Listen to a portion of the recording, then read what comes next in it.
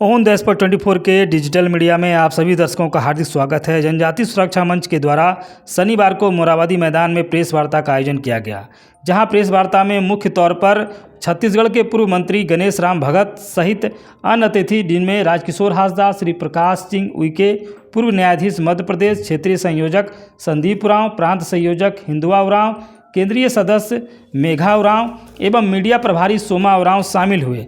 जहां प्रेस वार्ता के दौरान बताया गया कि 24 दिसंबर 2023 को मोराबादी मैदान में उलगुलान आदिवासी डिलिस्टिंग महारैली का आयोजन किया जाना है, जहां हजारों की संख्या में लोग शामिल होंगे।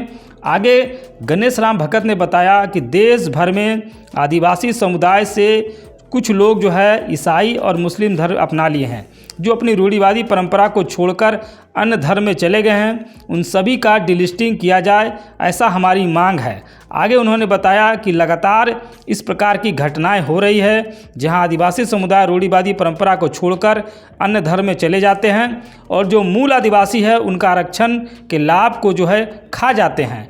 आगे प्रेस वार्ता के दौरान अन्य अतिथियों ने क्या कुछ कहा, देखिए पूरा वीडियो। जनजातीय सुरक्षा मंच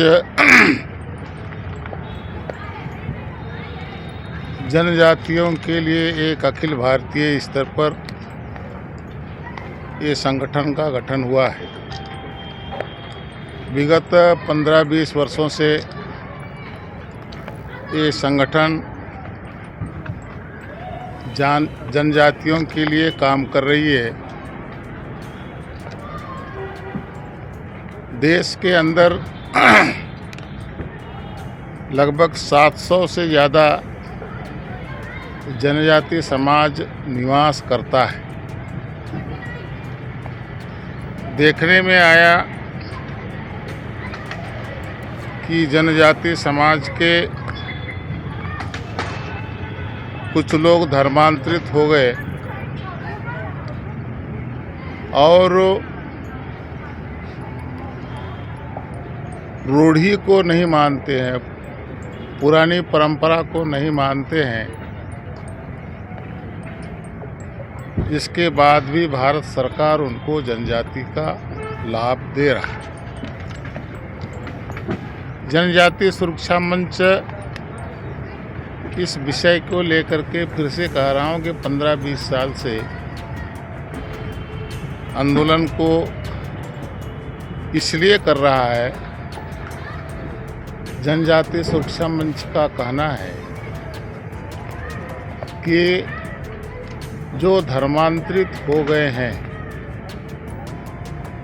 और वो रूढ़ी को नहीं मान रहे हैं, भारत सरकार ऐसे धर्मांतरित लोगों का आरक्षण को समाप्त करे। ये हमारा विषय है। इस विषय को लेकर के पूरे देश के अंदर जिला स्तर पर, प्रदेश स्तर पर और बड़े गांव के स्तर पर, उसके बाद फिर राजधानी स्तर पर ये रैलियां चल रही है। उसी क्रम में झारखंड प्रदेश के राजधानी मुख्यालय रांची में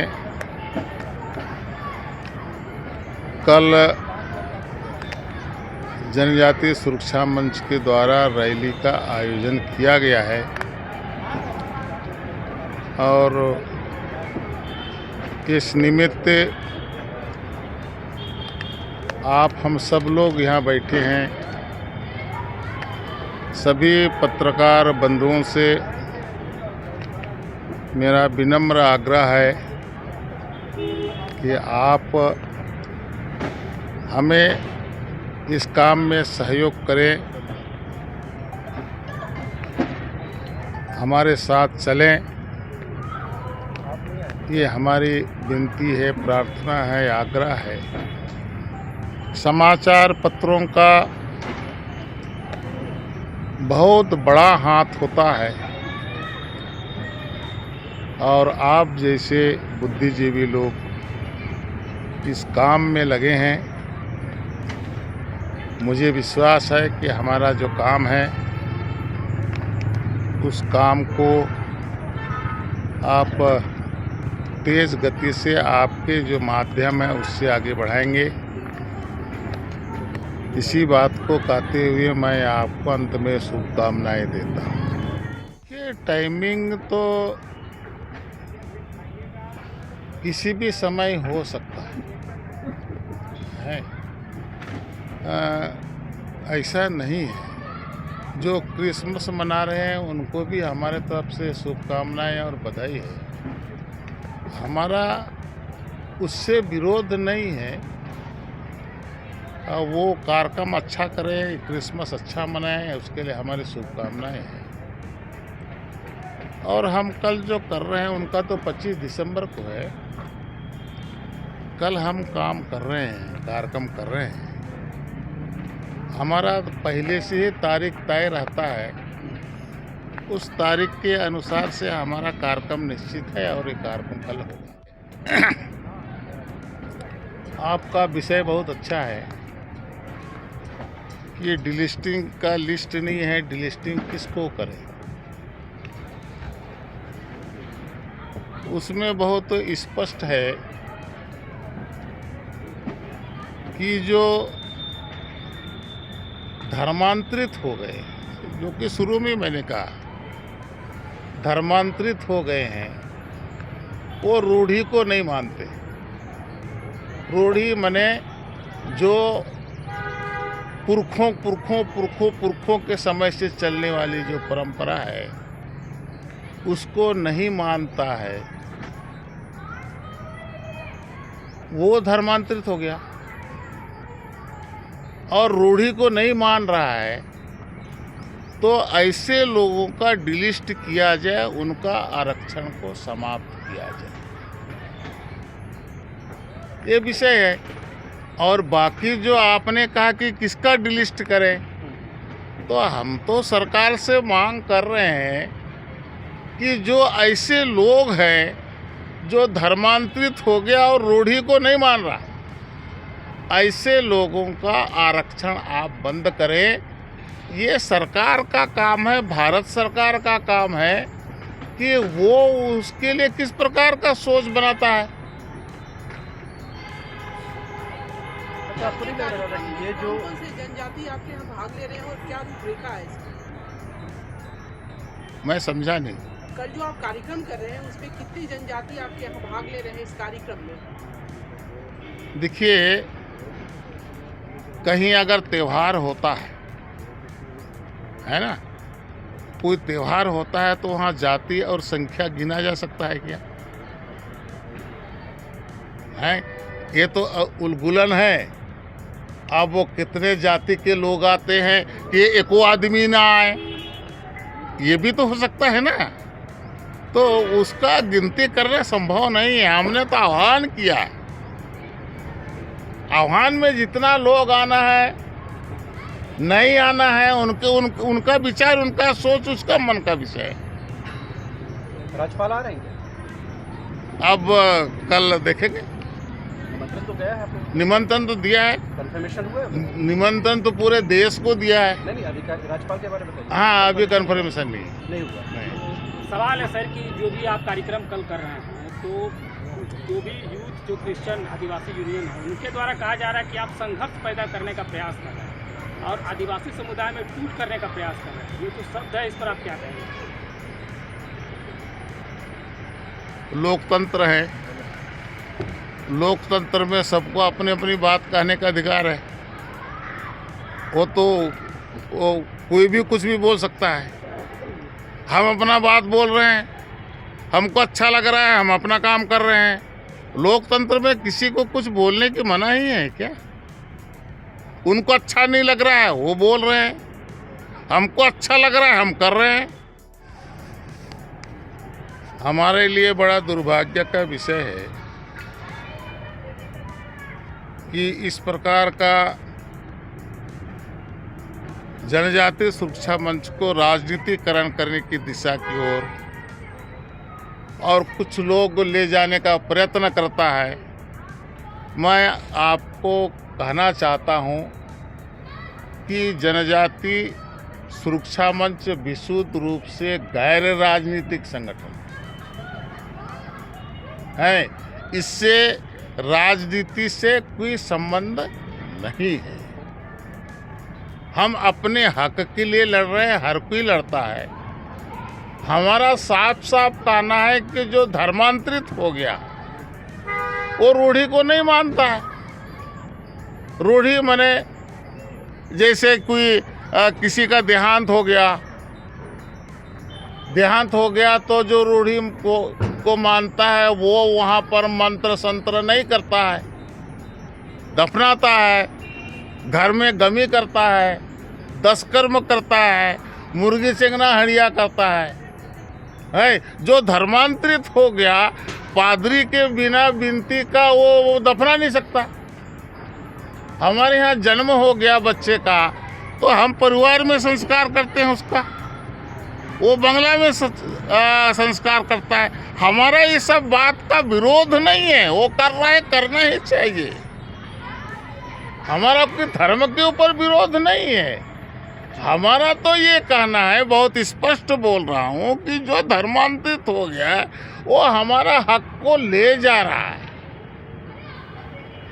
सरकारी योजना जो मिल रही है उस योजना में बंटवारा हो रहा है, जबकि जो रूढ़ी को मानता है वो उसी को ये हक मिलना चाहिए। आदिवासी को वो हक को वो धर्म परिवर्तित होने के बाद भी वो हक को ले जा रहा है, वो बंद होना चाहिए।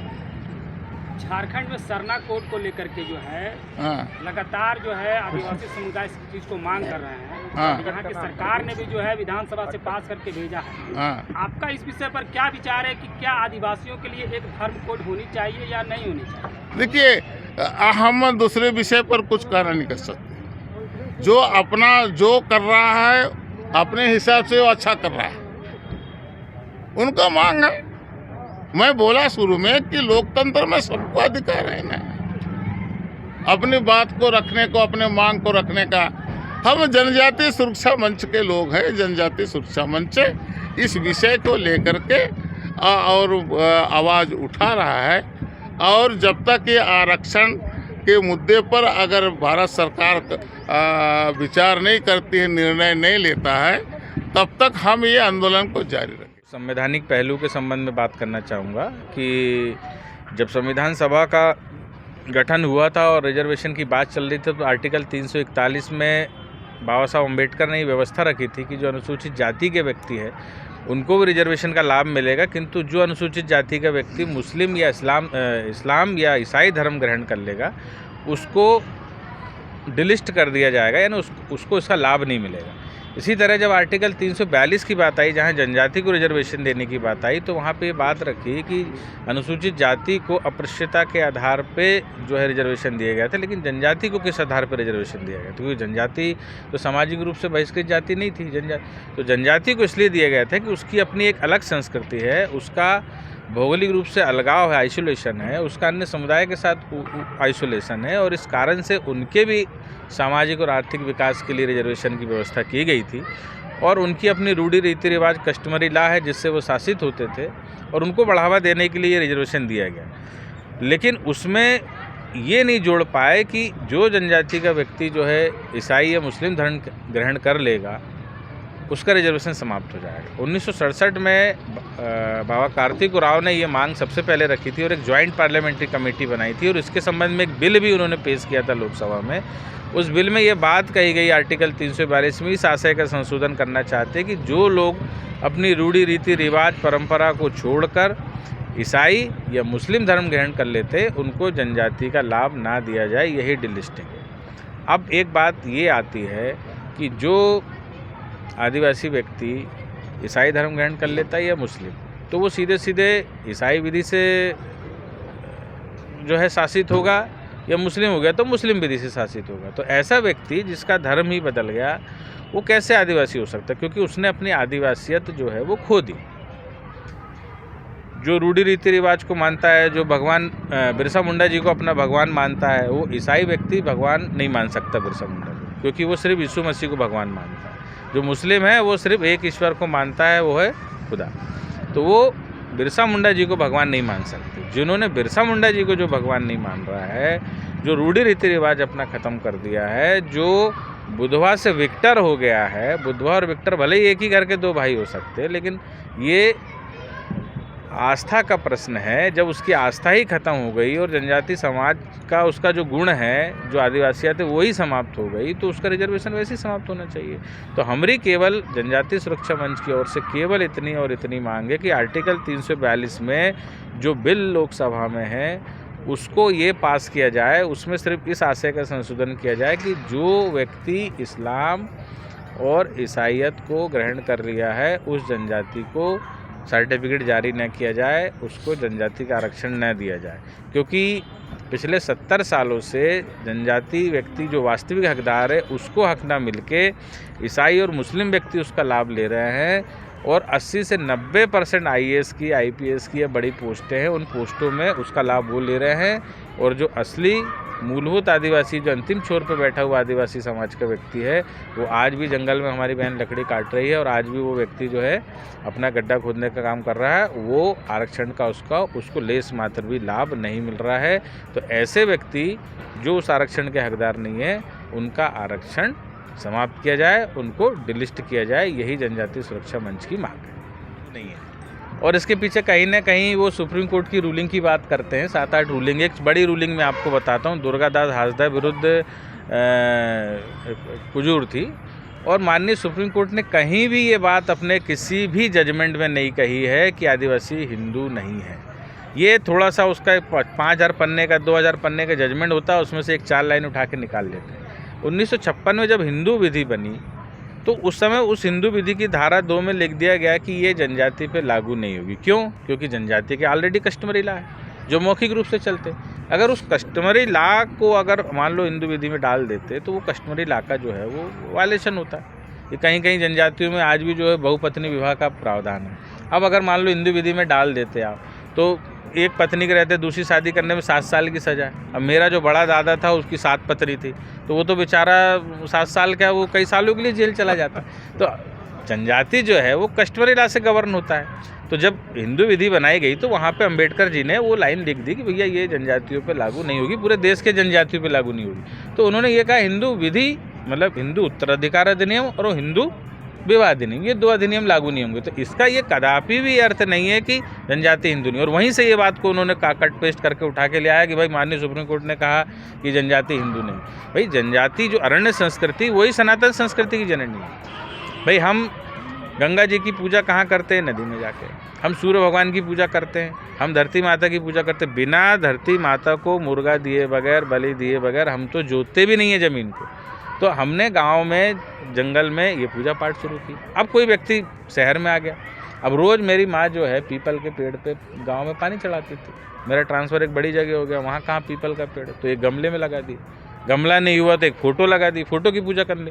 तो वो पेड़ को गमले में लगा देने से, किसी भगवान की मूर्ति बना देने से उसकी जो मूल भावना है वो ख़त्म नहीं होती। भाई हम जब गांव में रहते तो पीपल की और बड़की पूजा करते, लेकिन जब शहर में आते तो गमले में लगा के करते। तो जो शहर में आ गए, जो नगर सभ्यता में, भाई 3 सभ्यता थी, एक नगरवासी, एक ग्रामवासी और एक वनवासी। जो वन में रहता था, आज आप हिंदू संस्कृति को उठा कर देख लो, 4 आश्रम है। सबसे पहला ब्रह्मचर्य, फिर गृहस्थ और फिर वानप्रस्थ और उसके बाद फिर सबसे आखिरी में संन्यास। तो ये 25 साल का वानप्रस्थ क्यों था? भाई जितने भी हम पौराणिक रूप से देखें तो जितने भी हमारे पढ़ाई लिखाई, शिक्षा के संस्थान थे वो सब वनों में हुआ करते थे। भगवान राम की शिक्षा वन में हुई, भगवान श्री कृष्ण की शिक्षा जो है वनों में हुई। तो ये तो अध्ययन के केंद्र हुआ करते थे, तो संस्कृति के केंद्र हुआ करते थे। तो जो भारत की आज जो सनातन संस्कृति जिसकी हम बात करते हैं उसकी जननी ही अरण्य संस्कृति है। तो हम ये कैसे इनको उससे अलग कर सकते हैं? तो जनजाति कभी भी ये बात नहीं है कि हिंदू नहीं।